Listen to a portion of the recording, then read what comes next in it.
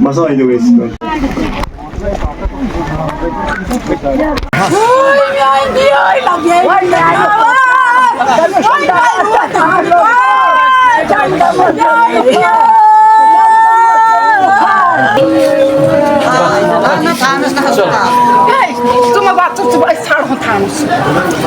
क्या करोगे? क्या मैंने आपको क्या बोला? मैंने बोला अगर तुमको मेरी कार्रवाई भरोसा नहीं है, इंसाफ की जरूरत नहीं है। हम हमें दिखाओ। क्या दिखाओ? वही उसको हम तुमने अरेस्ट नहीं किया। अरेस्ट करके थाने में रखा है, क्यों नहीं किया? दिखाओ किधर है? आजा चल। तो भाई नहीं एक बंदा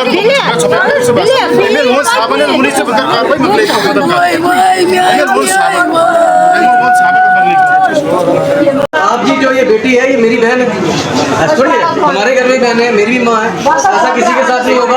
मैं भरोसा, मैंने वादा किया नहीं छोड़ूंगा, वादा कर दिया, वादा भरोसा रख, बिल्कुल बेफिक्र हो। मैं लेके आऊंगा, उधर ही है वो।